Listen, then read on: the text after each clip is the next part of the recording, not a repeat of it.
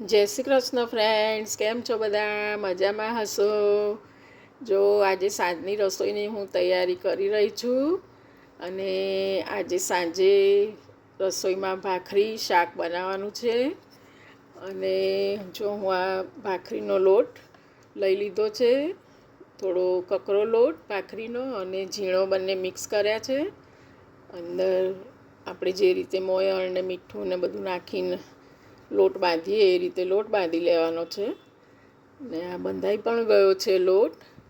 અને સાંજે આજે ભાખરી અને એની જોડે શાકમાં આજે વડીઓ, ચોળા વડી આવે છે ને, જે એનું શાક બનાવવાનું છે. ચોળા વડી અને પાપડની શાક ગુજરાતી આપણે જે રીતે બનાવીએ.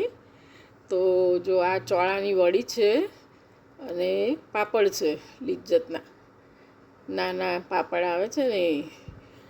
અને ઘણીવાર ઘરમાં એવું થાય કે શાક શું બનાવવું, ત્યારે આ શાક આપણે બનાવી શકીએ છીએ.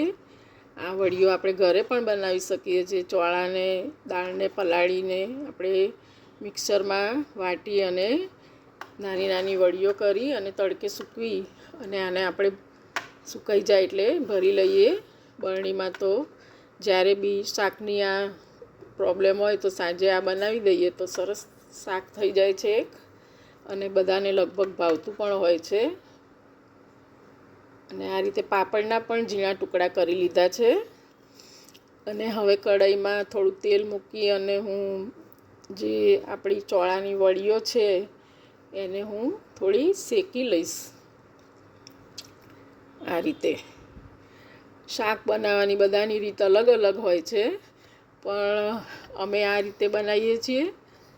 વડીઓને થોડી આ રીતે બ્રાઉન થાય થોડી એ રીતે શેકી લેવાની છે, લાલાશ પડતી થોડી. આ રીતે શેકાઈ ગઈ છે. 5 મિનિટ થોડું શેકી આ રીતે હલાઈ કરવાનું હોય છે ચમચાથી, અને શેકાઈ જાય છે. પછી એને થોડી ઠંડી પડવા દેવી પડે છે. અને આ બાજુ મેં ભાખરી પણ ચાલુ કરી દીધી છે. જ્યાં સુધી વડીઓ ઠંડી થઈ જાય પછી બનાવીશું શાક. અને આ શાક થોડું ગરમ ગરમ સારું લાગે છે. જ્યારે પણ આપણે જમવા બેસવાનું હોય તેના 10-15 મિનિટ પહેલાં બનાવી લઈએ તો સારું લાગે છે ગરમ. કારણ કે ઠંડુ થાય તો પછી થોડું વડીઓનું કેવું હોય છે કે એનું પાણી બધું શોષી લે છે, આપણે જે રસો હોય છે, એટલે શાક કોરું પડી જાય છે એમાં. એટલે આ રીતે અમે શેકીને ભાખરી બનાવીએ છીએ એ રીતે જ બનાવી લઈએ છીએ ભાખરી. અને લગભગ બધાના ત્યાં આ રીતે જ ભાખરી બનતી હોય છે. ભાખરીનો લોટ થોડો કડક ને કઠણ રાખીએ છીએ. અને આ રીતે મેં બધી ભાખરી પહેલાં બનાવી લીધી છે, કારણ કે શાક જ્યારે જમવાનું હશે ત્યારે જ બનાવીશું ગરમ. જમવા બેસવાનું હશે ત્યારે આ રીતે બધી ભાખરી તૈયાર કરી લેવાની છે. હવે આપણે શાકની તૈયારી કરીએ. તો જે વડીઓ આપણે શેકી હતી એને આ રીતે નાનો દસ્તો લઈ અને થોડી એને ભાગી દેવાની છે. એટલે થોડી એને ક્રશ કરી દેવાની છે આ રીતે હાથથી જ, દસ્તા વડે. તો શું બહુ મોટી ના રહે. અને આ કારણ કે પાણી પીશે એટલે વધારે ફૂલશે, પાણી અંદર એનું શોષાઈ જશે ને એટલે. અને આ કઢાઈમાં આપણે થોડું તેલ મૂકી રાઈ, હિંગ વગેરે નાખી એનો વઘાર કરવાનો છે. અને આમાં લસણ, આદુ, મરચાંની પેસ્ટ નાખીશું આપણે થોડી. પછી ડુંગળી ટામેટાં હું આમાં નાખતી નથી, કારણ કે ડુંગળી અને ટામેટાને બધું નાખીએ તો જે શાકનો અસલ ટેસ્ટ આ વડીઓ અને પાપડનો આવવો જોઈએ એ નથી આવતો. ડુંગળીનો ને એનો સ્વાદ વધારે આવે છે, એટલે એ આમાં નાખ્યું નથી અમે, અને હું નાખતી પણ નથી. ગુજરાતી ટ્રેડિશનલ જે રીતે બને છે એ રીતે જ અમે આ શાક બનાવું છું હું. એટલે લસણ, મરચાં ને આદું નાખ્યું છે કે જાણે પેટમાં ગેસ ના થાય ચોળાવડીથી, એટલા માટે. અને પછી એમાં પહેલાં પાણી વઘારી દેવાનું છે, પાણી રેડી દેવાનું છે વઘાર થઈ જાય એટલે. અને એ પાણીમાં જ મસાલો કરી દેવાનો છે. મરચું, હળદર, મીઠું, ધાણા જીરું, ગરમ મસાલો થોડો, બધા મસાલા નાખી થોડું પાણી ઉકળે એટલે અંદર આપણે જે વડીઓ તૈયાર કરી હતી ભાગીને એ વડીઓ અંદર ઉમેરી દઈશું અને એને થોડીવાર ઉકળવા દઈશું અને ઢાંકીને એને થોડીવાર થવા દઈશું.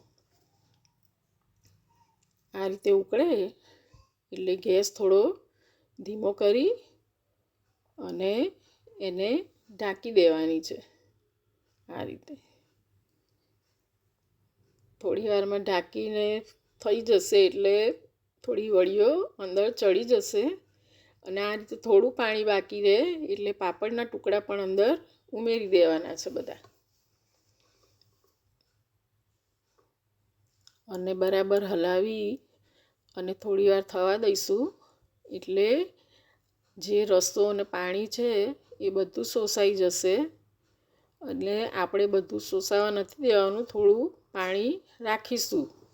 એ તો એની મેળે જ વળીઓ બધું પાણી શોષી લેશે ને શાક થોડું ડ્રાય થઈ જશે, કોરું થઈ જશે.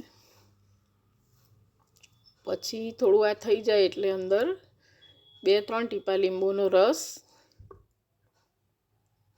નાખવાનો છે. લીંબુનો થોડો 2-3 ટીપા જેટલો. આ રીતે હું આ રહીએ લીંબુની રસની જે બોટલ આવે છે તૈયાર એ જ વાપરું છું. સરસ હોય છે અને જ્યારે બી જરૂર હોય ત્યારે આપણે લીંબુ ઘરમાં હાજર ના હોય તો સારું રહે છે. અને આ થોડી ખાંડ અમે નાખીએ છીએ આમાં શાકમાં અને લગભગ ગુજરાતી શાકમાં તો હોય છે થોડી ગળપણ, પણ બધાના ઘરે જેને ભાવતું હોય એ રીતે બધા બનાવતા હોય છે. એટલે આ રીતે શાક તૈયાર થઈ ગયું છે. આટલું પાણી આપણે રાખીશું એ એની જાતે જ અંદર શોષાઈને કોરું પડી જશે. તો તૈયાર છે આપણું વડી પાપડનું શાક. ચોળાની વડી અને અડદના પાપડ રેડીમેડ છે, લિજ્જત પાપડ છે. અને આ છે આપણી આજની ડિનર થાળી. અને બસ ચેનલને સબસ્ક્રાઈબ જરૂર કરજો ફ્રેન્ડ્સ.